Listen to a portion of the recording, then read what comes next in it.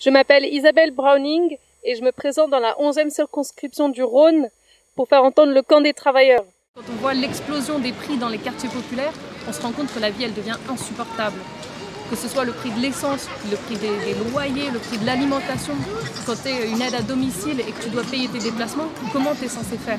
Le patronat, le grand patronat, lui, il répercute les hausses sur le prix de ses produits et l'inflation elle est galopante. Alors nous les travailleurs, il faudrait qu'on mesure nous-mêmes l'indice des prix. Il faudrait que chaque fois les prix montent, on répercute d'autant nos augmentations de salaire. Les grandes entreprises, les politiciens, ils nous disent qu'il n'y a pas assez d'argent pour tout le monde. Ils nous disent 2000 €, ce serait une utopie. Eh bien, qu'on aille voir dans leur compte en banque si c'est une utopie.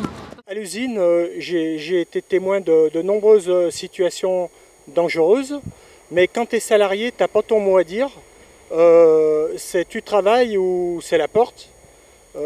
Donc en fait, nous dans cette élection, nous affirmons que les travailleurs, ils doivent se battre pour l'abolition du secret des affaires.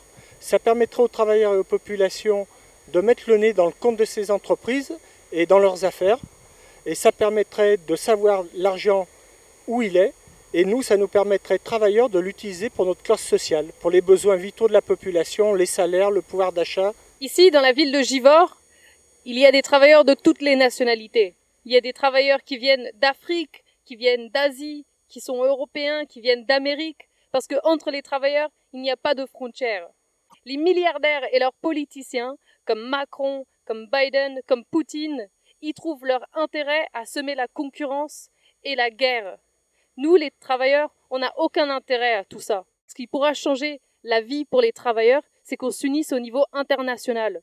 La crise qui s'abat sur nous, c'est une crise internationale. Quand il y a la guerre en Ukraine, on ressent les effets ici. C'est les usines qui s'arrêtent ici.